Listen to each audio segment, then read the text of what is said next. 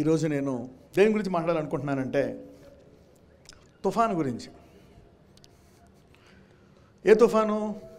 Hudhud తుఫాను గురించి మాట్లాడాలనుకుంటున్నాను. హల్లెలూయా. I want to talk about that storm. Yes. Let's talk about storm. అందరూ తుఫాను అనండి. Yes. Let's talk about it. లోకములో ఉండే పరిస్థితులు, లోకములో ఉండే కష్టాలు లేక లోక విపత్తులు ఇవన్నీ కూడా మనకి ఆటంకము కలుగజేయచ్చు, మనల్ని పరిమితముగా చేయొచ్చు, మనల్ని చంపే రీతిగా కూడా ఉండొచ్చు. ఈ లోకంలో ఇవన్నీ ఉన్నాయి. మరి యేసుప్రభువు వారు ముందే చెప్పారు, ఈ లోకంలో మీకు శ్రమ కలుగును. అయినా మరి విపత్తులే కాదు, మరి ఈ పట్టణానికైతే ఈ స్టామ్ వచ్చింది. మరి ఇది కాకుండానే అనేక మంది కుటుంబాల్లో మరి వాళ్ళ వ్యక్తిగత జీవితాల్లో అనేక తుఫాన్లు ఉంటాయి. మరణకరమైన వ్యాధి నీకు అన్నిటికంటే పెద్ద తుఫాను. డాక్టర్లు నీ కిడ్నీలు పాడైపోయాయి, నీకు క్యాన్సర్ ఉంది, నీకు ఎయిడ్స్ ఉందని చెప్పినప్పుడు అంతకంటే పెద్ద తుఫాను ఉందా? తుఫాను ఉంటే కొంతకాలము ఆహారం ఉండకపోవచ్చు, సరైన వసతులు లేకపోవచ్చు, కానీ తర్వాత మళ్ళీ అన్నీ నార్మల్ అయిపోతాయి. కానీ ఈ మరణకరమైన వ్యాధి అయితే ఇంకా గొప్ప తుఫాన్లాగా నీకు ఉంటుంది. కొంతమందికి డైవర్స్ తుఫాన్ అవ్వచ్చు, కొంతమందికి దరిద్రము తుఫాన్ అవ్వచ్చు, కొంతమందికి పిల్లలు లేకపోవడము తుఫాన్ అవ్వచ్చు. ఒక్కొక్కళ్ళ జీవితాల్లో అనేక తుఫాన్లు. సాధారణంగా తుఫాన్ అంటే మనం గాలితో వచ్చే తుఫాన్ అనుకుంటాం, కానీ లోకములో ఏదైనా మనల్ని పరిమితము చేయొచ్చు. ఎందుకంటే లోకములో అపవాది అనేవాడు ఉన్నాడు. ఏదైనా తోట మొదలుకొని ఇప్పటి వరకు వాడు ఉన్నాడు. అయితే ప్రకటనలో వాడికి తీర్పు తీర్చబడ్డది, వాడు నరకంలో వేయబడ్డాడు. అది తర్వాత వచ్చే కాలం. కానీ ఇప్పుడు ప్రస్తుతం వాడు ఉన్నాడు. యాక్సిడెంట్లు, వాడు కలిగజేసే విపత్తు, భార్యాభర్తల మధ్య గొడవలు, దరిద్రము, అనేక మంది యవనులు ఆత్మహత్య చేసుకుంటూ ఉంటారు, అనేక మంది చనిపోతూ ఉంటారు. మనకు తెలీదు, మనం ఉండే పరిసర ప్రాంతంలో చూసుకుంటూ ఉంటాం, కానీ మీకు తెలీదు లోకములో ఎంతమంది అనేక రకాలుగా చనిపోతున్నారు. ఆత్మహత్యలు చేసుకొని, ఒకళ్ళనొకళ్ళు చంపుకొని, రోగాలతో, మరి క్యాన్సర్లతో, ఎయిడ్స్లతో, మరణ వేదనలతో లోకము ప్రసవ వేదన పడుతుంది. లోకమంతా మనం చూసుకుంటే ఒక పెద్ద తుఫాన్లో ఉంది. మనకి ఇక్కడ కనపడే తుఫాన్ ఒకటి వచ్చింది విశాఖపట్నానికి, కానీ కనపడని పెద్ద పెద్ద తుఫాన్లు అనేక మంది జీవితాల్లో మరి మరణ భయముతో, వేదనతో, బాధతో. అయితే ఇవన్నీ ఒక ఎత్తు అయితే దేవుని వాక్యం ఇంకొకటి చెప్తుంది, where there is the spirit of God there is liberty. ఎక్కడైతే దేవుని ఆత్మ ఉందో అక్కడ ఏముంటుందంట? స్వాతంత్రము. Hallelujah. No matter what the situation is, నీ పరిస్థితి ఎటువంటి దారుణమైన స్థితిలో ఉన్నా సరే దేవుని ఆత్మ నీవు కలిగిన వాడవైతే నీకు స్వాతంత్రము. హల్లెలూయా. పక్కనతో చెప్పండి, నీవు ఎటువంటి పరిస్థితిలో ఉన్నా నీకు దేవుని ఆత్మ ఉన్నట్లయితే నీవు స్వతంత్రుడు అని చెప్పండి. We got a good news. మరి ఎందుకు ఈ లోకంలో ఇన్ని విపత్తులు, ఇన్ని కష్టాలు, ఇన్ని వేదనలు ఉన్నా సరే దేవుడు ఏమంటున్నాడు? నా ఆత్మ ఎక్కడుందో అక్కడ ఏముంటుందంట? స్వాతంత్రము. Where there is my spirit there is liberty. మరి ఈ ఆత్మ కలిగిన వారిని, మరి ఎవరైతే యేసు దేవుడని నమ్ముతున్నారో వాళ్ళందరిలో ఈ ఆత్మ ఉందంట. హల్లెలూయా. ఎంతమంది యేసు దేవుడని నమ్ముతున్నారు ఇక్కడ? అంటే మీ అందరిలో ఈ ఆత్మ ఉంది. హల్లెలూయా. చాలామంది అద్భుతాలు చేస్తేనే పరిశుద్ధాత్మ ఉందని, భాషలతో మాట్లాడితేనే, ప్రవచనాలు చెప్తేనే అద్భుతాలు, ఇవన్నీ చేస్తేనే దేవుని ఆత్మ ఉందని అనుకుంటారు. యేసు ప్రభు దేవుడని దేవుని ఆత్మ లేకుండా ఎవరూ చెప్పలేరంట. హల్లెలూయా. సో ఎవరైతే యేసు దేవుడని నమ్ముతున్నారో వాళ్ళందరిలో పరిశుద్ధాత్ముడు సంపూర్ణంగా ఉన్నాడు. అయితే ఇవన్నీ ఏంటి? ఇవి ఆత్మ యొక్క వరాలు, ఇంకొన్ని ఆత్మ యొక్క ఫలాలు. మరి ప్రేమ, సంతోషము, సమాధానము. మరి పౌలు భక్తుడు హెబ్రీయులు 2:3-4 రాస్తాడు, నానా విధములైన అద్భుతముల చేత. హల్లెలూయా. ఒకసారి ఆ వచనం చూద్దాం. హెబ్రీయులకు రాసిన పత్రిక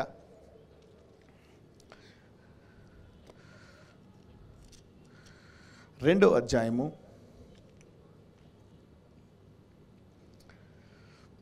3-4 వచనాలు చదువుదాం.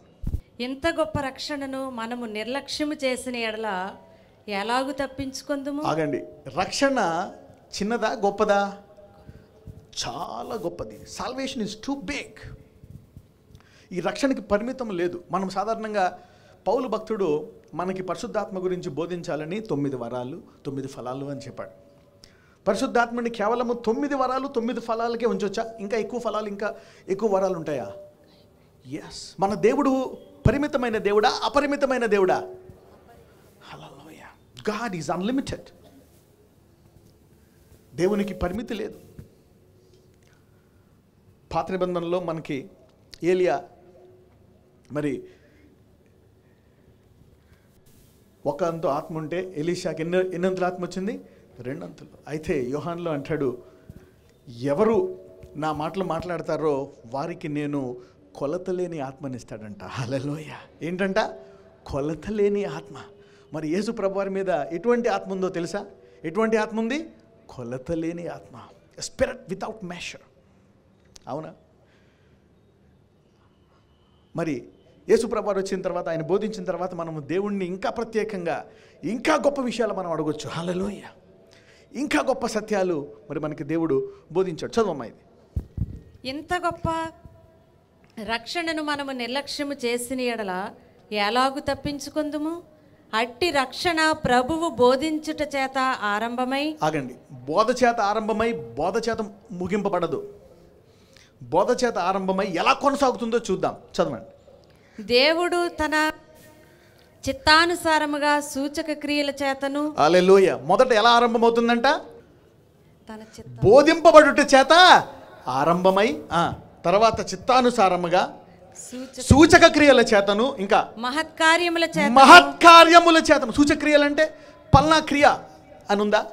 లేదు. ఏ క్రియ అయినా సరే ఒక సూచక క్రియ. చదవమ్మా. మహత్కార్యముల చేతను, నానా విధములైన అద్భుతముల చేతను. అద్భుతములు ఎన్ని రకాలు?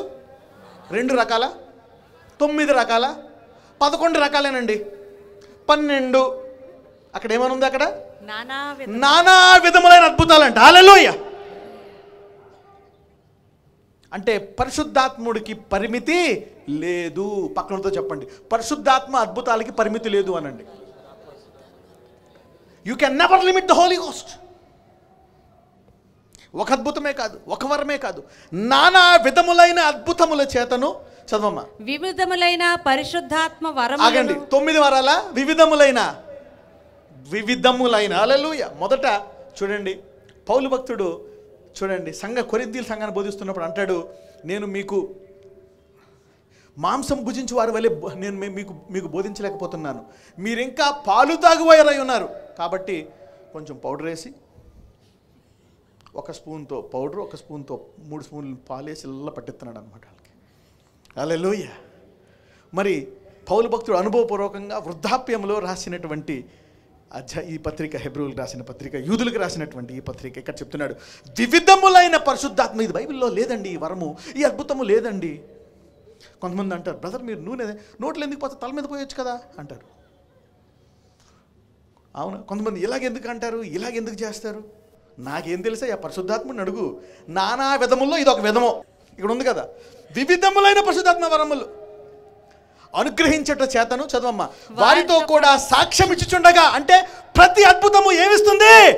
దేవుడు అక్కడ కూర్చున్నాడని సాక్ష్యం ఇస్తుందంట. Hallelujah. Every miracle is a witness that God is sitting on the throne. Hallelujah. Brother మరి సైతానుడు కూడా అద్భుతాలు చేస్తాడు బ్రదర్, అందుకే మనం చేయకూడదు. ఎవరు చేస్తారు అద్భుతాలు? సైతానుడు కూడా చేస్తాడు, అందుకనే మనం చేయకూడదు బ్రదరు. మనం గుర్తు వాక్యం బోధించాలా. సరే, ఒక ఎగ్జాంపుల్ తీసుకుందాం. మన దేవుడు బ్రదర్ మోజెస్ని పంపించాడు. ఎక్కడికి? ఫరో రాజు దగ్గరికి. అవునా? రెవరెండ్ మోజెస్ గారిని పంపించారు. ఎవరిని పంపించారు? Reverend Moses. రెవరెండ్ మోజెస్ గారు అన్నారు, నేను అక్కడికి వెళ్తే ప్రభువా, నేను వెళ్తే వాళ్ళు నమ్మరు, నువ్వు దేవుడు అని చెప్తే సరే 2 అద్భుతాలు చేయి అన్నాడు. ఏంటి అది అన్నాడు. కర్ర పడే అన్నాడు. ఏమైంది? చెయ్యలాగన్నాడు. ఏమైంది? ఫరో దగ్గరికి వెళ్ళాడు. నా దేవుడు విడిచిపెట్టమంటాడంటే, నీ దేవుడు ఎవరయ్యా? నాకు తెలియదు అంటాడు. నా దేవుడు ఎవరో తెలీదా? కర్ర పడేస్తాడు, పాము అవుతుంది. మళ్ళీ పట్టుకుంటాడు, మళ్ళీ కర్ర అవుతుంది. చెయ్యలే పెడతాడు, కుష్టి అవుతుంది. అప్పుడు ఫరో పిలుస్తాడు ఆ పక్కన ఉండేటువంటి శకున గంటమని పిలిచి, చేయండి రా అద్భుతాలు అంటాడు. వాళ్ళు కర్రలు పడేస్తారు. ఏమవుతాయి? పాములు అవుతాయి. చేయేస్తాడు. ఏమవుతుంది? కుష్టి వస్తుంది. మళ్ళీ చేస్తే మళ్ళీ మామూలు అయిపోద్ది. మోషేస్ వెళ్ళిపోతాడు. తండ్రి దగ్గర, అయ్యా వాళ్ళు అద్భుతాలు చేశారు, సైతాన్ కూడా చేస్తున్నాడు, మానేయని అద్భుతాలు ఎందుకు నువ్వు చేస్తావు, మానేసేయి అన్నాడా? దేవుడు కూడా కరెక్టే, వాడు చేస్తున్నాడు కాబట్టి నేను చేయను అన్నాడా? ఇంకా 2 అద్భుతాలు ఎక్కువ చేయి అన్నాడు, నీటిని రక్తంగా మార్చాడు, అవునా? ఇంకా కొన్ని అద్భుతాలు, ఇంకా కొన్ని, అవి కూడా వాళ్ళు చేస్తున్నారు. తర్వాత 3 సార్లు వెళ్ళి వచ్చిన తర్వాత నువ్వు చేసేవన్నీ వాళ్ళు చేస్తున్నారు కాబట్టి ఇప్పటికైనా ఆపుతావా అన్నాడా? సర్లే నేను ఆపేస్తా, వాడు చేస్తున్నాడు కదా అన్నాడా? దేవుడు ఇంకా ఎక్కువ చేసి వాళ్ళు సిగ్గుపడి పారిపోయేదాకా అద్భుతాలు చేస్తానే ఉన్నాడు దేవుడు. హల్లెలూయా. వాడు 100 చేస్తే నువ్వు 1000 చెయ్యాలి. హల్లెలూయా. అంతేగాని వాడు చేస్తున్నాడని నువ్వు మానేయడం కాదు. పక్కన వాళ్ళు చెప్పండి, సైతానుడు ఒకటి చేస్తే నువ్వు 100 అద్భుతాలు చేయాలని చెప్పండి. హల్లెలూయా. అంతేగాని వాడు చేస్తున్నాడు అని నువ్వు మానేయడం కాదు. అసలు ఈ అద్భుతాలు చేసే శక్తి అపవాదికి ఎవడిచ్చాడు? దేవుడే. వాడు పడిపోయాడు, మళ్ళీ దేవుడు వెనక్కి తీసుకున్నాడు శక్తి? తీసుకోలే. కానీ వాడికంటే ఎక్కువ శక్తి నీకు ఇస్తున్నాడు. హల్లెలూయా. వాడి శక్తి తీయలేదు, వాడికంటే గొప్ప అద్భుతాలు నువ్వు చేయాలని. కాబట్టి యేసు నామమున చేసే ప్రతి అద్భుతము ఆయన జీవించుతున్నాడని సాక్ష్యం ఇస్తున్నాయి. హల్లెలూయా. Yes, they are testifying that God is a living God. Okay. ప్రకటన గ్రంథానికి వెళ్దాం. 1వ అధ్యాయము 9 నుంచి 11 వరకు.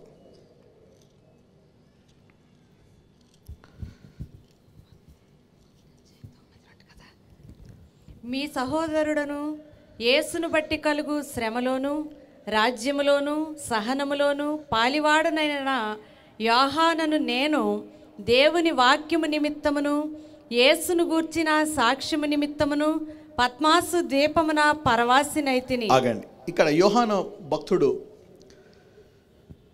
చాలా గొప్ప సేవ చేస్తున్నాడు అనమాట. లోకమును తలకిందులు చేసేస్తుంటే వాళ్ళు ఏం చేస్తారంటే, ఈ యోహాన్ని వీని ఎక్కడ పెట్టినా సరే చాలా కష్టము కాబట్టి ఏం చేయాలంటే యోహానుని పాత్మోస్ అనేటువంటి ఒక దీవిలో బంధించేస్తారనమాట.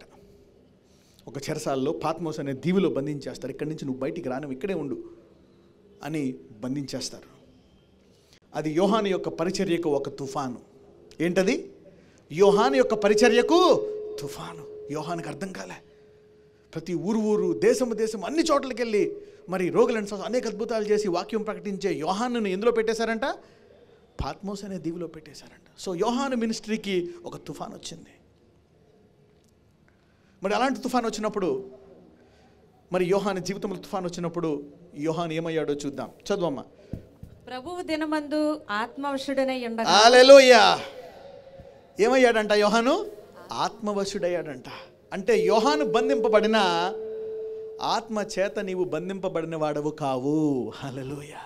పక్కనతో చెప్పండి, నీవు దేని విషయమై బంధింపబడిన ఆత్మ ద్వారా స్వతంత్రుడు అని చెప్పండి.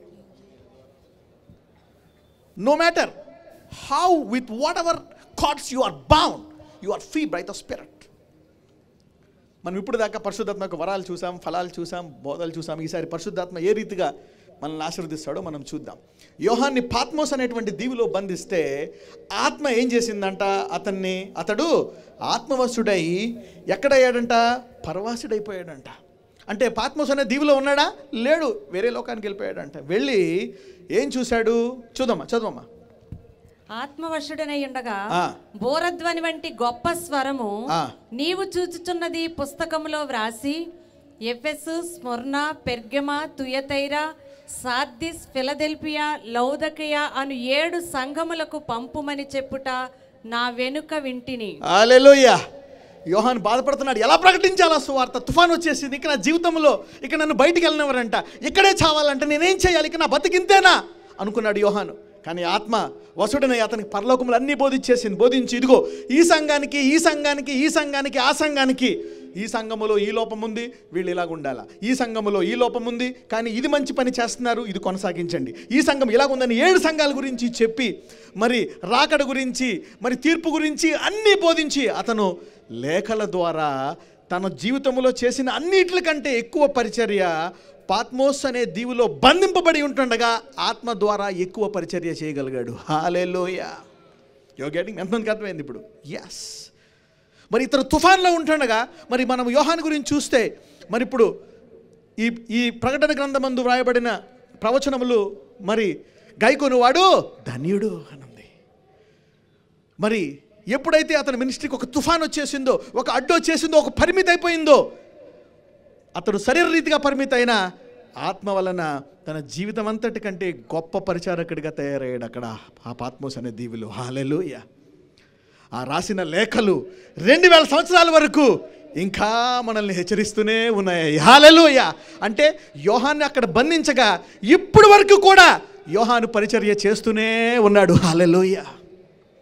అంటే ఇప్పుడు నీ శరీరంలో నువ్వు అనుకోవచ్చు, నాకు ఈ రోగం వచ్చేసింది, ఈ బాధ వచ్చేసింది, ఈ కష్టం వచ్చేసింది, ఇక నేను బతకలేను, నా పిల్లల్ని పెంచలేను. ఎలాగా? బంధింపబడ్డావా? ఆత్మ ఐశ్వర్యం కొరకు కనిపెట్టు. Hallelujah. God will give you money.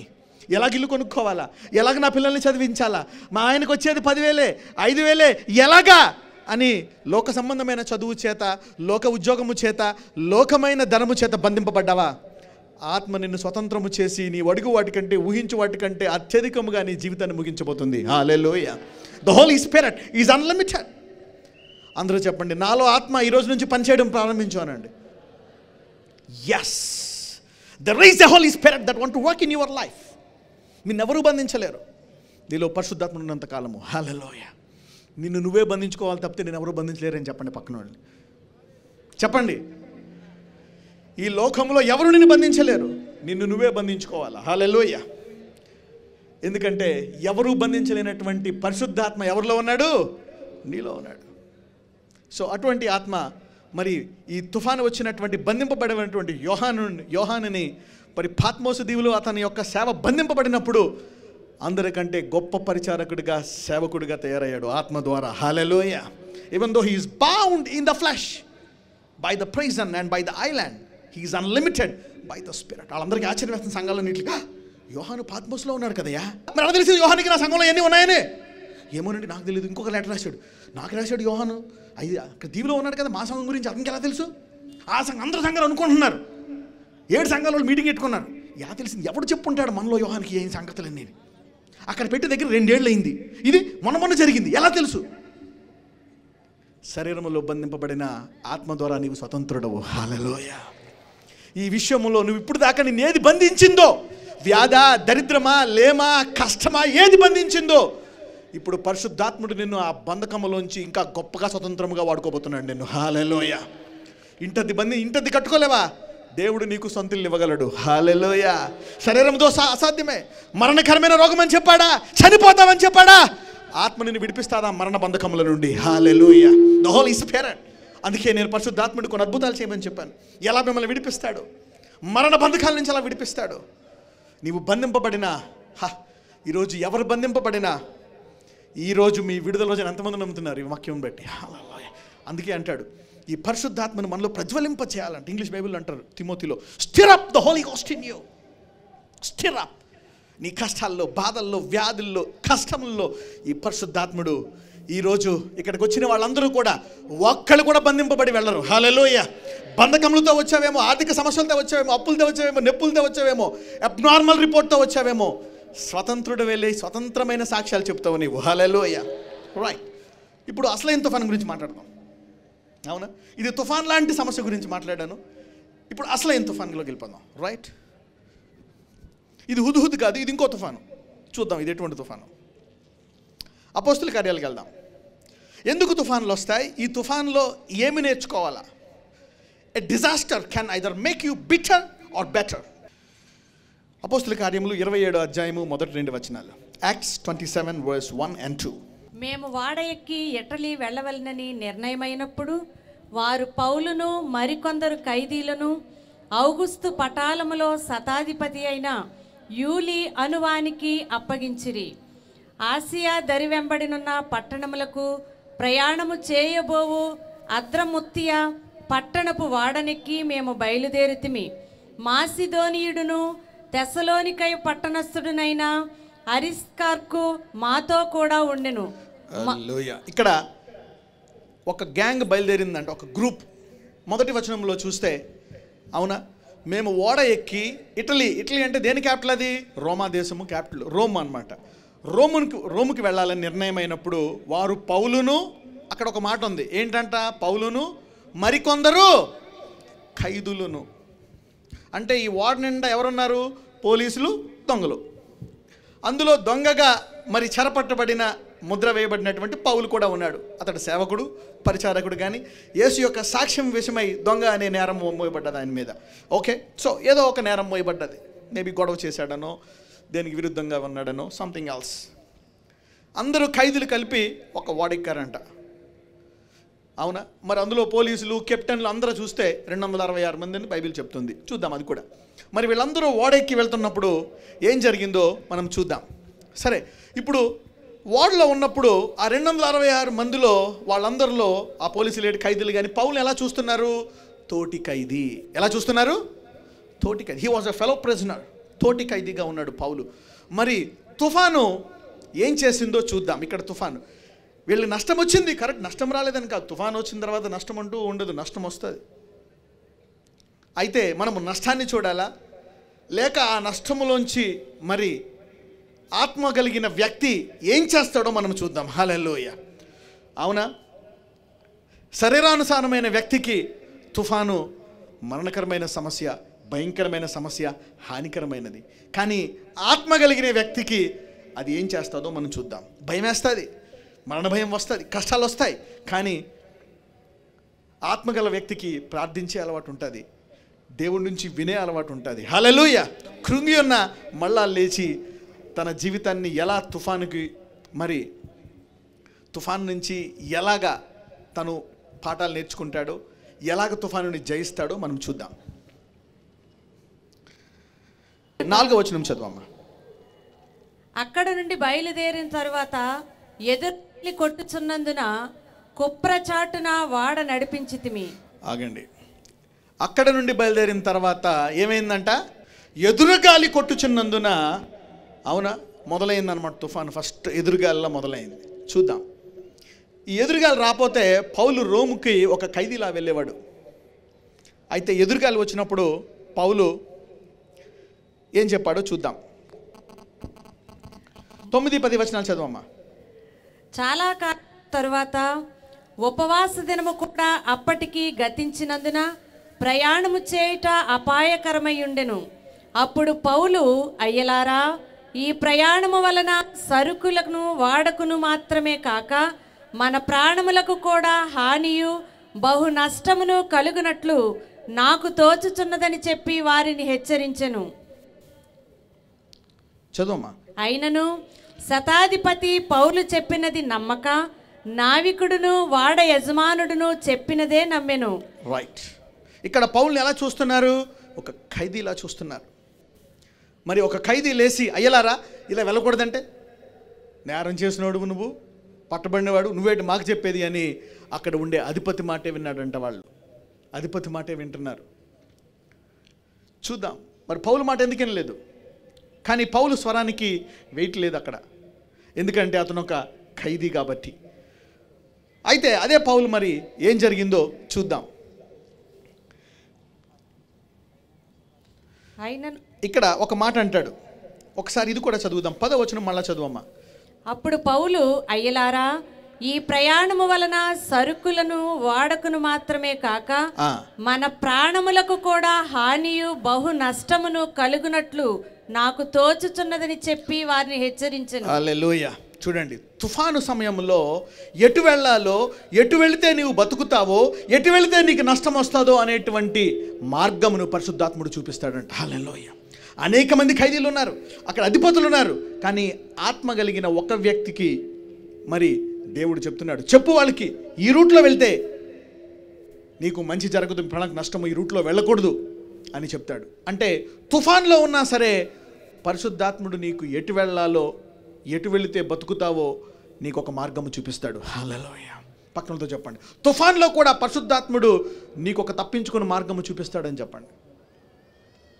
Yes. అప్పులో కూరుకుపోయావా? ఎలా తీరాలి అప్పు, ఎలా కొనాలి స్థలము, ఎప్పుడు పెళ్ళి అవుతుంది, పిల్లలు పుడతారా, ఏవైనా సమస్యలో ఉన్నట్లయితే నీ లోపల ఉండే పరిశుద్ధాత్ముడు నీకు ఒక మార్గము చూపిస్తాడు.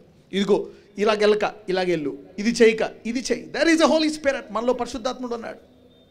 లోకానికి మనకి కలిగినటువంటి తేడా ఏంటి? లోకంలో లేనివాడు సంఘములో ఉన్నాడు. హల్లెలూయా. అయితే మనము ఈ తుఫానుల్లో, ఈ కష్టాల్లో ఈ పరిశుద్ధాత్ముడిని ఉపయోగించుకోలేక, సరైన మార్గము మనము బయటికి తీసుకురాలేక లోకముతో సమానమైపోయాం. హల్లెలూయా. ఎప్పుడైతే ఈ పరిశుద్ధాత్ముడు నీలో తుఫానుల్లో వాళ్ళకి కనపడని మార్గము నీకు కనపడ్డాదో వాళ్ళందరూ నిన్ను వెంబడిస్తారు. హల్లెలూయా. ఎందుకు?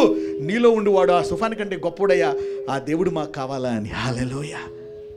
So a storm is an opportunity for you to manifest God's glory. Hallelujah. తుఫాన్ అంటే ఏంటి?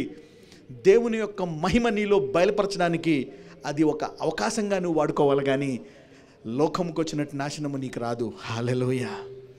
పక్కన చెప్పండి, తుఫాన్ ఒక అవకాశం అని చెప్పండి. అనేకులకు ఒక మరణకరమైన వేదన, సమస్య, నా జీవితం అయిపోయింది, నా పని అయిపోయింది అనుకుంటారు. కాదు, ఆత్మ కలిగిన వారికి తుఫాను ఒక మంచి అవకాశము. Hallelujah. Yes, if you have a spirit, మొదట్లో నీకు భయం వేస్తుంది, బాధేస్తుంది, వణుకొస్తుంది. కానీ తర్వాత నువ్వు ఎప్పుడైతే ప్రార్థించడం మొదలు పెడతావో, ధ్యానించడం మొదలు పెడతావో, దేవుడి నుంచి వినడం మొదలు పెడతావో, మళ్ళా నీ ధైర్యం నీకు వచ్చేస్తుంది. హల్లెలూయా. చూద్దాం తర్వాత ఏం జరిగిందో. మొదట ఇతను పౌలు మాట వినలేదు, కానీ అప్పటికే తుఫాన్లో మరి పౌలుకి డైరెక్షన్ వస్తుంది. పరిశుద్ధాత్ముడు చెప్తున్నాడు, నువ్వు ఎటు వెళ్ళాలా, ఇటు వెళ్ళాలా, ఇటు వెళ్ళాలా అని. చూద్దాం. వాళ్ళు ఇంకా పౌలు మాట వింటలే. సరే అని దేవుడు కొంచెం టీవీ సౌండ్ పెంచుతున్నాడు, తుఫాను పెంచుతున్నాడు, ఇలాగ యూనో. సరే 14వ వచనం చదవమ్మా. కొంచెం సేపైన తరువాత ఉరకులోయ అను పెనుగాలి క్రెతు మీద నుండి విసరెను. ఆగండి, ఈ తుఫాను పేరు ఏంటంట? పెనుగాలి పేరు ఉరకులోను అంట. హుద్హుద్ కాదు, ఏంటంట? ఉరకులోను. హల్లెలూయా. సో బైబిల్లో కూడా ఒక తుఫాను ఉంది. ఈ గాలి ఇదేంటంట? వర్షం కూడా కాదు, పెనుగాలి అంటే ఏంటంట? పక్కనతో చెప్పండి, ఆ పెనుగాలి పేరు ఉరకులోను అనండి. ఎస్, దాని పేరు హుద్హుద్ కాదు, ఉరకులోను. సరే, ఈ తుఫాన్లో ఏం జరిగిందో చూద్దాం. ఇది పెనుగాలంట, వెరీ స్ట్రాంగ్ విండ్. పెనుగాలంటే ఏంటో తెలుసా? నేను ఇప్పుడు మా బంధువుల ఇంటికి వెళ్ళినప్పుడు వాళ్ళు చెప్తున్నారు, పక్క అపార్ట్మెంట్ మా మీటింగ్ మీదకి పడిపోతున్నట్టు ఇలా వచ్చి ఇలా వెళ్ళిపోతుందిరా అంటున్నారు. నేను అన్న అపార్ట్మెంట్ అలాగ ఉంటుందా? మేము ఇలా ఊగుతున్నట్టు, కర్రలు ఊగుతున్నట్టు, చెట్లు ఎలా వచ్చి మా బిల్డింగ్ ఇలా కొట్టి మళ్ళీ వెనక్కి వెళ్ళిపోతుందండి. అది ఏదో కొట్టినట్టు, దే వర్ టెల్లింగ్ దట్. అదే గాలి మామూలు గాలి కూడా కాదు, అది పెనుగాలి అంట. అటువంటి పెనుగాలి, వాడు ఆల్మోస్ట్ మునిగిపోయేటట్టు అనమాట. అందుకనే దానికి కూడా ఒక పేరు పెట్టారు. మామూలు గాలి అనుకోండి పేరు పెట్టరు, భయంకరమైన గాలి అయితేనే పేరు పెడతారు. అందుకనే ఇక్కడ దీనికి పేరు పెట్టేశారు. ఏంటంట? ఉరకులోను అంట. హల్లెలూయా. సో ఈ ఉరకులోను ఎందుకు వచ్చింది, ఇది ఏం జరిగింది, దీనివల్ల నష్టం ఉంది, లాభం ఉంది, రెండు చూద్దాం. We will see both. ఎవరికి నాశనం వచ్చింది, ఎవరికి లాభం వచ్చింది, ఏం జరిగింది, లెట్ us డిస్కస్. ఎప్పుడైతే, ఎందుకంటే వాళ్ళు పౌలు మాట వినట్లేదు. ఎందుకో తుఫాను వచ్చిందంటే నీలో ఉన్నవాడు దానికంటే గొప్పడని బయలుపరచడానికే తుఫాను వస్తుంది. హల్లెలూయా. A storm will come to manifest the greater God in you. హల్లెలూయా. పక్కనతో చెప్పండి, నీలో ఉన్నవాడు నీ తుఫాను కంటే గొప్పడని చెప్పడానికే తుఫాను వచ్చిందని చెప్పండి. ఎస్, నీకు ఆ సమస్య వచ్చిందా, ఆ వ్యాధి వచ్చిందా, ఆ అప్పు ఉందా, ఆ బాధ ఉందా, ఈ కష్టం వచ్చిందా, నువ్వు నాశనం అయిపోవడానికి రాలేదు, ఇక నాకు దిక్కు లేదని చనిపోవడం కొరకు రాలేదు. నీలో ఉన్నవాడు దాని కంటే గొప్ప. ఇప్పుడు చెప్పండి, పౌల్లో ఉండేవాడు ఉరకులోని కంటే గొప్పవాడా చిన్నవాడా? హల్లెలూయా. ఈ 226 మంది ఉన్నారు అక్కడ, అందులో ఒకళ్ళలోనే దేవుడు ఉన్నాడు. హల్లెలూయా. Only one man. ఉరకులోనే పెనుగాలి వచ్చింది అక్కడ. So storm is an opportunity. పెనుగాలంటే నాకేదో ఇష్టమని కాదండి. తుఫాన్ అంటే నాకు భయమే, నాకు షేకే. ప్రతి కష్టం వచ్చినప్పుడు నేను వణుకుతా, నేను భయపడతా, నా పని అయిపోయింది అనుకుంటా. కానీ ప్రార్థించే అలవాటు ఒకటి ఉంది. హల్లెలూయా. బైబిల్ చదివే అలవాటు ఒకటి ఉంది. ప్రభువా మాట్లాడనే కుంగుతో ఏడుస్తో దేకుతానో వెళ్ళి మోకరించి ప్రార్థిస్తా. నెమ్మదిగా మాట్లాడతాడు పరిశుద్ధాత్ముడు. హల్లెలూయా. అవునా? కృంగిపోయి వేదనతో బాధలో ఉన్న నన్ను బలపరిచి దాన్ని అధిగమించేటట్టు చేస్తాడు ఈ దేవుడు. హల్లెలూయా. కానీ మనలో ఉండే పరిశుద్ధాత్ముడు తుదకు గొప్పవాడని నిరూపించుకుంటాడు. చూద్దాం. ఎప్పుడైతే వీళ్ళు పౌలు మాట వినలేదు, కానీ ఎప్పుడైతే ఉరకలోని వచ్చేసిందో అప్పుడు ఏం జరిగిందో చూద్దాం. 27వ అధ్యాయము, అదే 20 నుంచి 25 వరకు చదవమ్మా. కొన్ని దినములు సూర్యుడైనను నక్షత్రములైనను కనబడక పెద్ద గాలి మా మీద కొట్టినందున. ఎంత గాలి? పెద్ద ఉరకలోని గాలి. రైట్.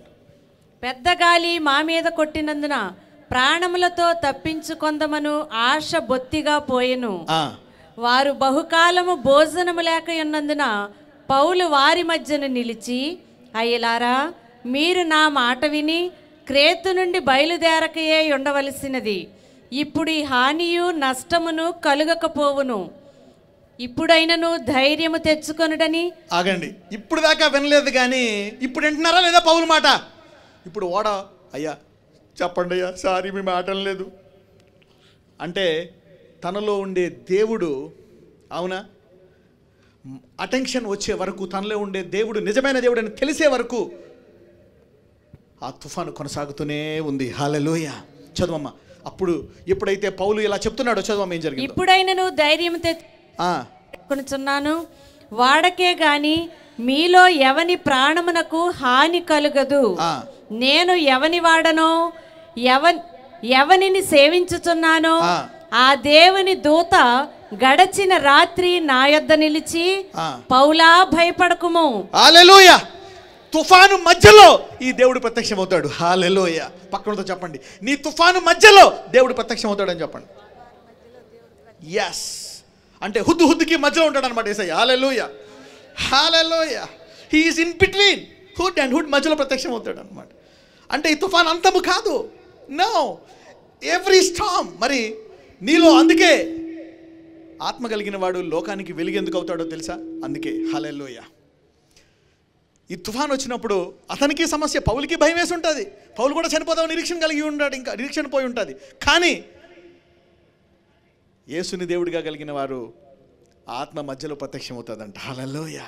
ఆ తుఫాన్ నుంచి నిన్ను బయటికి ఎలా తీసుకొచ్చిన తర్వాత ఎందుకు రావాలి తుఫానా, ఎందుకు తీసుకురావాలి? ఎందుకంటే వీళ్ళు మామూలుగా లొంగుతారా? ఉరకలోనికి కానీ లొంగరేళ్ళు. హల్లెలూయా. పక్కన వాళ్ళు చెప్పండి, ఉరకలోనికి కానీ వీళ్ళు లొంగరని చెప్పండి. హల్లెలూయా. మామూలుగా లొంగే బ్యాచ్ కాదు వీళ్ళకి, అవునా? అందుకనే ఓడలో మధ్యలో పెడితే కానీ లొంగరాము. అప్పుడు లేకపోతే నిన్ను కొడేయాలా, పొడిచేయాలి, నరికేయాలని మనోడి మీద కేసులు వేసేసారు పౌలు భక్తుడి మీద. ఇక్కడ ఇప్పుడు అయ్యా చెప్పు, నువ్వేం చెప్తే అదే వింటాం, నాకు ఇంక బతికే ఆశలు లేవు, నీ దేవుడు ఎవరైనా సరే మమ్మల్ని బతికిస్తే చాలు, నీ దేవుడు గొప్పడని దండం పెడుతున్నారు. అప్పుడు పౌలు చెప్తున్నాడు, నేను చెప్పాను కదా అలా వెళ్ళొద్దని. చదవమ్మా 25 వరకు. నీవు కైసరు ఎదుట నిలువవలసి ఉన్నది. ఇదిగో నీతో కూడా వాడలో ప్రయాణమైపోతున్న వారందరినీ దేవుడు నీకు అనుగ్రహించి ఉన్నాడని నాతో చెప్పెను. హల్లెలూయా. నీవెక్కడి నుంచోవాలంట? కైసరు ముందు నుంచోవాలి. అంటే దేవుని నమ్మిన వాళ్ళు ఎవరూ కూడా గురికి వెళ్లకుండా మధ్యలో ఏ తుఫాను నాశనము చేయదు. హల్లెలూయా. ఏ శ్రమ నిన్ను వింగి చేయదు. హల్లెలూయా. పౌలుకి ఇన్ని శ్రమలు వచ్చినా, ఎంతసార్లు చంపేద్దాం అనుకున్నా, రాస్తాడు ఒక లెటర్, లాస్ట్లో రాస్తాడు, మంచి పోరాటము పోరాడి తిని, నా యొక్క పోరాటమును తుదముట్టించి తిని. హల్లెలూయా. నీ పిల్లల్ని చూసుకోలేవనే భయం ఉందా? నీ మనవల్ని ఎత్తుకునే వరకు ఆ మరణకరమైన వ్యాధి నిన్ను చంపదు. హల్లెలూయా. ఎస్. పక్కన చెప్పండి, నీ గమ్యం వెళ్ళే వరకు ఏ తుఫాను నిన్ను నాశనం చేయదని చెప్పండి. ఆ క్యాన్సర్ నిన్ను నాశనం చేయదు, ఆ కుంటితనం నిన్ను నాశనం చేయదు, ఆ వ్యాధి నిన్ను నాశనం చేయదు, ఆ లేమి, ఆ బెదిరింపు, ఆ కేసు ఎప్పుడూ నిన్ను నాశనం చేయలేడు. ఎందుకంటే దేవుడు నీకేమైనా గురిచ్చాడంటే ఆయన దాన్ని నీ ద్వారా నెరవేర్చి తీరుతాడు. Hallelujah. If God gives you a promise, he will fulfil it. ఈ మధ్యలో తుఫాన్లు ఎందుకు వస్తాయో తెలుసా? ఆ గురికి నీ ఒక్కడే వెళ్లకుండా మీ ఏరియా వాళ్ళందరినీ తీసుకెళ్ళడానికి వస్తాయి తుఫాన్లు. హల్లెలూయా. అందుకే తుఫాన్లు వస్తాయి. You will not only win yourself, but take over the whole place. Let us listen. చూద్దాం ఈ తుఫాన్లో. ఎప్పుడైతే దేవుడు చెప్పేశాడు, ఈ తుఫాన్ ద్వారా నువ్వే కాదు పౌలు, నువ్వు చచ్చిపోతావు అనుకుంటున్నావేమో, కానీ నువ్వు నా సేవకుడువు, నన్ను ఎరిగిన వాడువు, నా నామాన్ని అంగీకరించిన వాడువు, నువ్వెందుకు చనిపోతావు? నీవు కైసరు వద్దకు వెళ్ళి నీతో పాటు ఇదిగో ఈ పోలీసు వాళ్ళు, ఈ నాటుకైదులు ఇద్దరిని నువ్వు రక్షించుకుంటావన్నాడు. హల్లెలూయా. అందుకే వచ్చిన తుఫాను. భలే ఉరకలేనులే అనిపోయింది. ఒకప్పుడు నాశనం పౌలుకి, దేవుడు బయలుపరిచిన తర్వాత ఇప్పుడు పౌలుకేంటి? ఎక్కువ ఆత్మలు, శుభము. హల్లెలూయా. పక్కనతో చెప్పండి, నీ యొక్క తుఫాను ఘనంగా ముగుస్తుందని చెప్పండి. మళ్ళీ చెప్పండి, నీ తుఫాను విషాదంతో ముగింపబడదు, ఘనంగా ముగిస్తాడు దేవుడు అని చెప్పండి. హల్లెలూయా. సాధారణంగా తుఫాన్ అంటే విషాదం, అయిపోయింది, నిరీక్షణ లేని విషాదము. కానీ విషాదంతో ముగించడానికి ఆయన మనలాగా శరీరము ఉన్న మానవుడు కాదు. Hallelujah. He is not in flesh and blood to end up your storm with a disaster. No, he will finish it gloriously. Hallelujah. Okay, చదువు 25 కూడా. కాబట్టి అయ్యలారా ధైర్యము తెచ్చుకొనుడి, నాతో దూత చెప్పిన ప్రకారము జరుగునని నేను దేవుని నమ్ముచున్నాను. హల్లెలూయా. అంటే దేవుడు మన యొక్క మంచి పనులనే కాదు, దేవుడు కష్టాలనే కాదు, అన్ని విధమైనటువంటి తుఫానుల్ని, సైతానుడు మన మీద పెట్టిన పన్నగల్ని దేవుడు వాడుకొని దాన్ని గొప్పగా మారుస్తాడు తప్పితే మన నాశనం చేయడు. హల్లెలూయా. పక్కనతో చెప్పండి, దేవుడు మన మన కష్టాలు మన మన మన యొక్క మంచి పనులే కాదు కష్టాలు కూడా వాడుకుంటాడని చెప్పండి. ఎస్, నీ సంతోష సమయాలే కాదు, నీ ఆనంద ఘడియలే కాదు, నీ కష్ట ఘడియల్ని కూడా దేవుడు వాడుకోగలడు. హల్లెలూయా. అందుకే నేను అపవాదికి భయపడాల్సిన పని లేదు. వాడు మరణకరమైన ప్లాన్లు గీస్తే, వాడు నిన్ను ఎలాగ తుదముట్టించాలా అని వాడు ప్లాన్లు గీస్తే, ఈయన అదే ప్లాన్లో ఎలాగ నిన్ను గణపరిచి బయటికి తీసుకురావాలా, దీని ద్వారా నీకు లాభం చేయాలా అని దేవుడు ఆలోచిస్తూ ఉంటాడు. హల్లెలూయా. అపవాది దీని ద్వారా నేను నాశనం చేయాలని వాడి స్కెచ్ గీస్తే, దేవుడు ఇది నాశనం చేయకుండా దీని ద్వారా ఇంకా లాభపడినట్లు ఆయన స్కెచ్ గీస్తాడు. స్కెచ్ మీద స్కెచ్ గీస్తాడు మన దేవుడు. హల్లెలూయా. అవునా? వాడు హుద్హుదు ద్వారా నాశనం అనుకుంటే, ఈయన హుద్హుదు ద్వారా అపవాదిని నాశనం చేసి ఇంకా ఘనంగా నిన్ను ఎలా చేయాలని ఆలోచిస్తాడు. హల్లెలూయా. ద డెవల్, సైతానికి ఒక ప్రణాళిక ఉంది, దేవుడికి కూడా ఒక ప్రణాళిక ఉంది. హల్లెలూయా. అందుకే ఈ లోకంలో దేవుణ్ణి కలిగిన వారు లోకమునకు వెలుగై ఉన్నారంటాడు యేసుప్రభు వారు. హల్లెలూయా. నేను ఉన్నంతకాలము నేను వెలుగు, నేను వెళ్ళిపోయిన తర్వాత కనబడని ఆత్మ మీలో ఉంటుంది కాబట్టి మీరు వెలుగై ఉన్నారు. చూద్దాం ఇప్పుడు ఎప్పుడైతే పౌలుకి అవకాశం దొరికిందో 33 నుంచి 37 వరకు చదవమ్మా. తెల్లవారుచుండగా పౌలు 14 దినముల నుండి మీరేమీ పుచ్చుకొనక ఉపవాసముతో కనిపెట్టుకొని ఉన్నారు గనుక ఆహారము పుచ్చుకొనుడని మిమ్మల్ని వేడుకొనుచున్నాను. ఇది మీ ప్రాణ రక్షణకు సహాయమగును. మీలో ఎవని తల నుండి ఒక వెంట్రుక అయినను నశింపదని చెప్పుచు. హల్లెలూయా. చూడండి, ఒకప్పుడు పౌలే నాశనం అయిపోతాం అనుకున్నాడు ఆ తుఫాన్లో, కానీ దేవుడు ఆ తుఫాన్లో అతన్ని ధైర్యపరిచి అతని ద్వారా ఓడలో వాళ్ళందరినీ ధైర్యపరుస్తున్నాడు. ఏం చెప్తున్నాడు? మీరు చావడం కాదు, మీ తల వెంట్రుకు. ఎవరెవరైతే ఇప్పుడు దాకా భయపడ్డారో, మీ సమస్యలు నాశనం అయిపోతున్నారో, ఆ సమస్య కనీసం మీకు వచ్చిందా అనేది తెలియకుండా దేవుడు మిమ్మల్ని బయటికి తీసుకురాబోతున్నాడు. హల్లెలూయా. చాలామంది క్యాన్సర్ రోగులు నా దగ్గరికి వచ్చారు. నేను ప్రార్థించాను, దేవుడిని అడిగాను. కొంతకాలం తర్వాత మళ్ళీ ఒక 2 సంవత్సరాల తర్వాత వస్తే గుర్తుపట్టలేకపోయాను. మళ్ళా జుట్టు వచ్చేసి, బొగ్గలు వచ్చేసి, లావు వచ్చేసి, బ్రదర్ ప్రైజ్ ద లార్డ్ అన్నారు. అసలు నీకు క్యాన్సర్ వచ్చినట్టుందా? దేవుడు నిన్ను అలా విడిపిస్తాడు. అపవాది నిన్ను చంపేయాలనుకుంటే అతడు దాని ద్వారా నిన్ను గొప్ప సాక్షిగా చేయబోతాడు. నీవు అనేక ఆత్మలను రక్షించేవానిగా దేవుడు చేస్తాడు. హల్లెలూయా. సైతానుడు పెట్టిన ప్రణాళిక దేవుడు తిరిగి రాస్తాడు, ఘనంగా ముగిస్తాడు. చదువమ్మా. ఇక్కడ పౌలు భక్తుడు చెప్తున్నాడు, ఒక్క ఇంటికి కూడా వాడదు, పడిపోతారు. చదువమ్మా. ఆహారము పుచ్చుకొనుడని అందరినీ బతిమాలెను. ఈ మాటలు చెప్పి ఒక రొట్టె పట్టుకొని అందరి ఎదుట దేవునికి కృతజ్ఞతాస్తుతులు చెల్లించి దాన్ని విరిచి. ఆగండి, దాన్ని విరిచాడంట. అంటే ఏం చేస్తున్నాడు ఇక్కడ? ఒక రొట్టె ఎత్తి ప్రార్థించి విరిచి దాన్ని ఏమంటారు? ప్రభు బల్ల అంటారు. ఇక్కడ పౌలు బల్ల ఎవరికి ఇస్తున్నాడు? మారు మనసు పొందిన వాళ్ళకా, బాప్తిజం పొందిన వాళ్ళకా, పరిశుద్ధులకా? ఎవరు? కరుడు కట్టేసిన నాటుకైదీలు. వాళ్ళకి ఏమిస్తున్నాడు? సాక్రిమెంట్. ఇదిగో ఇది ఆయన శరీరము. నా మీద నేరం ఒకటి, నేరం అందరికీ ఇచ్చేస్తాడు ఈయన సాక్రిమెంటు. పౌలు ఖైదీలకి ఇవ్వడం పోయింది, నేను సంఘానికి వచ్చిన వాళ్ళకి ఇస్తే తప్ప. హల్లెలూయా. ఎవరికి ఇస్తున్నాడు అక్కడ? కరుడు కట్టేసినాడు. ఒక్కొక్కరి మీద పెద్ద 4-5 అరడజన్ కేసులు ఉన్నాయి. ఆయన తీసుకెళ్ళి ఇక్కడ కాదు పెద్ద చెరలు వెళ్ళాలని ఎట్లే పంపిస్తున్నారు. ఆయన చెంచలు కూడా జైల్లాగా. అవునా? హైదరాబాద్లో పెద్ద పెద్ద జైలు ఉన్నాయి, అక్కడి నుంచి పంపిస్తారనమాట. ఇక్కడైతే పారిపోతాడేమో అని. వీళ్ళందరూ నాటు కలిగిన వాళ్ళు. ఒక్కడన్నా మారుమనసు పొందాడు అక్కడ? మొత్తం అంతా నాటు బెచ్చా. మామూలు నాటు కాదు, కరుడు కట్టేసిన వాళ్ళకి ఏమిస్తున్నాడు? అయ్యలారా ఇదిగో సాక్రిమెంట్ తినండి. ఇప్పుడు చెప్పండి, నేను అందరికీ సాక్రిమెంట్ ఇవ్వడం తప్ప కరెక్టా?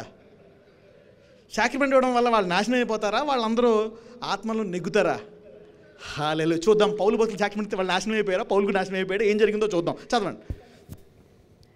అప్పుడు వారందరూ ధైర్యము తెచ్చుకొని ఆహారము పుచ్చుకొనిరి. వాడలో ఉన్న మేమందరము 276.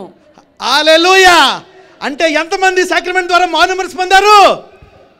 276 మంది. హల్లెలూయా. ఇప్పుడు చెప్పండి, సాక్రిమెంట్ ఇవ్వడం వల్ల ఖైదీలందరూ మారు మనసు పొందారా, పాడైపోయారా? మరి నా మీద ఎందుకు నేరం? సేవకులందరూ అపచారం అపచారం, శ్యామ్ కిషోర్ ఎంత అపచారం చేస్తున్నాడు, అపచారం అపచారం అపచారం, భ్రష్టం భ్రష్టం, చ చ చ చ అందరికీ చేస్తున్నాడు. మరి పౌలు భక్తుడు ఏమనుకోవాలా? సపోజ్ అడిగాడు అనుకో, భక్త అని అడిగి పౌలు అడిగాడు అనుకో, నీకు సాక్రిమెంట్ ఇస్తున్నా, మారు మనసు పొందావా అంటే, మారు మనసా, మంచి పనులు ఏమైనా చేసావంటే, ఏం చేయలే, కొట్టిన వల్ల గొడ్డిని బాధేసి డబ్బులు దొబ్బేశాను నేను.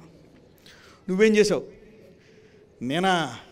నేను ఇంకా చెడ్డపడి నేను, అది ఇవ్వకపోతే కత్తితో కటక్కనట్లు లాకేసి ఇవ్వండి నేను. నువ్వేం చేసావు? అమ్మో నేను ఇంకా చెడ్డ పనులు చేశాను. మొత్తం అంతా అక్కడ ఉండే మిగిలిన వాళ్ళు కూడా మొత్తం 266 మంది దారుణమైన వాళ్ళే. వాళ్ళందరినీ సాక్రిమెంట్ ద్వారా రక్షించాడా, నాశనం చేశాడా? ఇచ్చిన తర్వాత వాళ్ళు మారారా, ఇవ్వకముందు మారారా? రోగం తగ్గిన తర్వాత ట్యాబ్లెట్టా? రోగం తగ్గిన తర్వాత ట్యాబ్లెట్లు ఇస్తారా, రోగం పోవడానికి ట్యాబ్లెట్ ఇస్తారా? మరి యేసయ్య రోగుల కొరకు లేకపోతే స్వస్థపడిన వారి కొరకా? Let us see. Alright, okay. అంటే ఈ తుఫాను ద్వారా పౌలు ఎంతమంది నెగ్గాడు? 200 ఎంతమ్మా? 76, 276 ఆత్మలు విజయవంతంగా ముగిచాడు. ఈరోజు ఎవరికైతే తుఫాను ఉందో ఎవ్వరూ నాశనం అవ్వరు, మీరందరూ లాభాలతో ముగిస్తారు ఘనంగా. ఎందుకంటే పౌల్లో ఉండే దేవుడే మనందరిలో ఉన్నాడు. హల్లెలూయా. నిన్న నేడు నిరంతరము ద సేమ్ పౌల్. ఎవరి జీవితము మధ్యలో ఆగిపోదు, ఎవరి ప్రాణము ఆగిపోదు. నీలో ఉండివాడు మధ్యలో ప్రత్యక్షమయ్యి ఘనంగా ముగిస్తాడు. Hallelujah. This is the God we worship. This is the God we worship. నేనేదో మాటలతో చెప్పలేదు.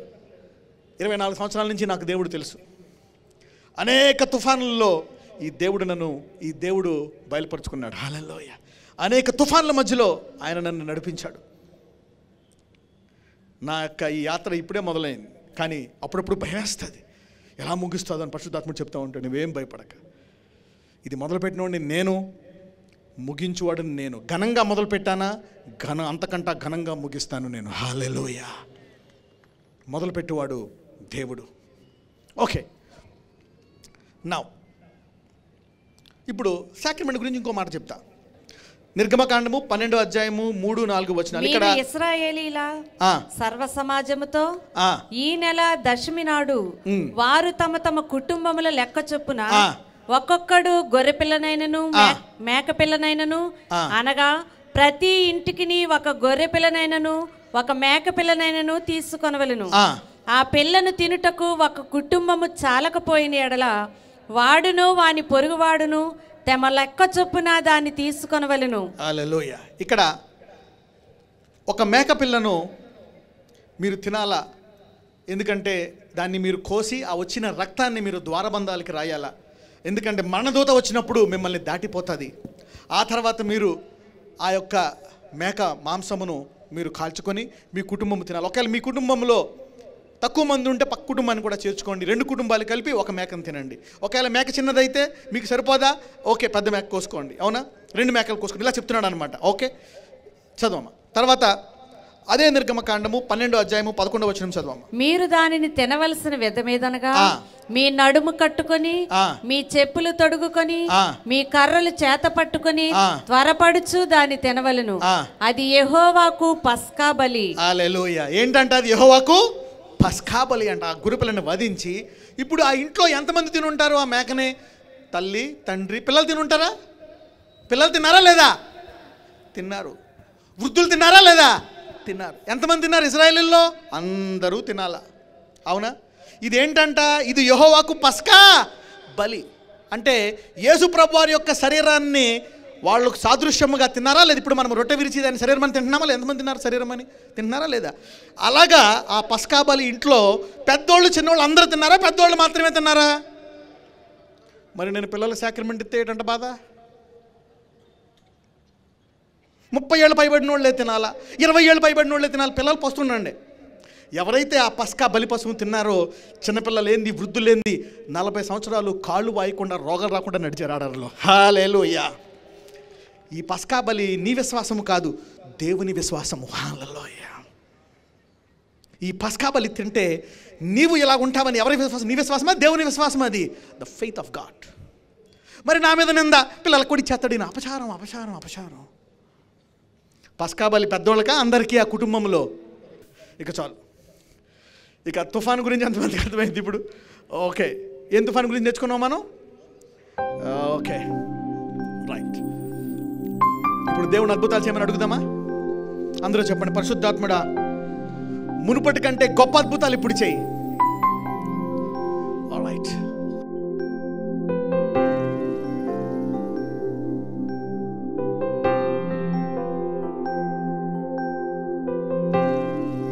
నజరేయుడైన యేసయ్యా, ఇదిగో యావరణంలో కొన్ని వేల మంది ఇప్పుడు నుంచొని రకరకాల నొప్పులతో వాళ్ళు బాధపడుచుంటుండగా నీ యొక్క శక్తి అపరిమితమైనది. ఒకళ్ళకి చేసింది అందరికీ చేయగలవు. ఎస్, ఈ నొప్పే కాదు, చాలామందికి తలలో గెడ్లు ఉన్నాయి. ఈ ప్రార్థన అయ్యేలోగా ఆ గెడ్లు కరిగిపోతాయని పరిశుద్ధాత్ముడు చెప్తున్నాడు. హల్లెలూయా. ఈ ప్రార్థన అయిపోయా, ఈ మొదటి ప్రార్థన అయిపోయేలాగా నీ గెడ్లు కరిగిపోతాయి. రైట్, నువ్వు తల మీద చేసుకున్నావు.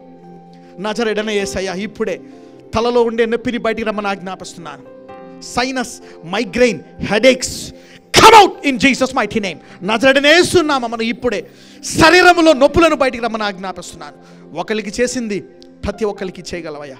అవును, నీ నామమందు ఇప్పుడే నేను ప్రార్థించుండగా ఎవరైనా సరే, నీ సేవకులైనా, నీ అపోస్తులైనా, అవును నీ భక్తులైనా, ఒకవేళ అన్యులైనా ఇక్కడ అద్భుతాలు జరుగుతాయని వచ్చినట్లయితే నజరేయుడైన యేసయ్యా వారిని ఇప్పుడే ముట్టండి, వారి శరీరములను తాకండి. ఇప్పుడే ఆ నొప్పిని బయటికి రమ్మని ఆజ్ఞాపిస్తున్నాను. Every pain come out in Jesus mighty name.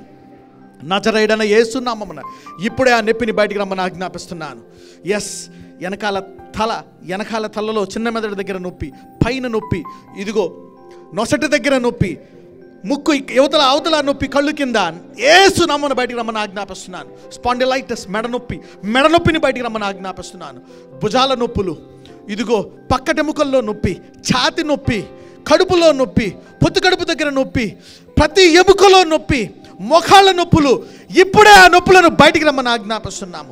Come out of that body in Jesus mighty name. Thank you Lord Jesus. Every pain come out of the body. ఇప్పుడే శరీరంలో ప్రతి నొప్పిని బయటికి రమ్మని ఆజ్ఞాపిస్తున్నాను.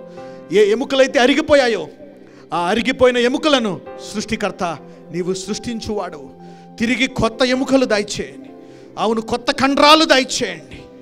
అవును, ఏ కాళ్ళు చేతులైతే పొట్టిగా ఉన్నాయో, అవును ఏవైతే యాక్సిడెంట్ అయిపోయి ఇరిగిపోయాయో నజరేయుడైన యేసయ్యా ఇప్పుడే ఆ నొప్పిని తీసివేయండి. ఆ కాళ్ళను చేతులను ముట్టి స్వస్థపరచండి. Lord Jesus, touch and heal right now.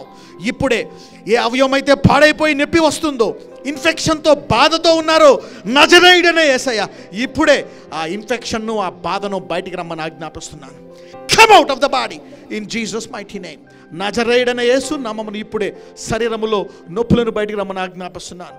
Yes, భయంకరమైన మోకాళ్ళ నొప్పులను బయటికి రమ్మని ఆజ్ఞాపిస్తున్నాను.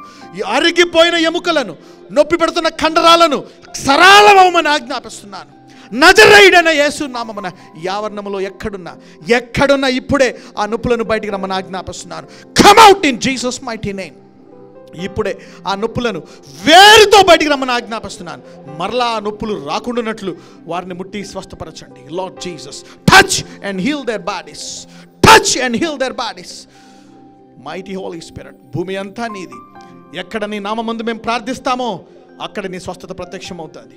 అవును, ఇంతమంది ఇక్కడ కూడుకొని ఉంటుండగా ఇప్పుడే యేసయ్యా అవును నిశ్చయముగా భరించావని వాక్యం చెప్తుందయ్యా. సైతాను అబద్ధం చెప్తున్నాడు, నీవు పాపం చేశావు అందుకే నీకు రోగం వచ్చింది, భరించు అని అపవాది చెప్తున్నాడు. కానీ నువ్వు నా పాపము, నా యొక్క శిక్ష, నా వేదనను భరించావయ్యా. నీ వీపి దున్నబడ్డాది.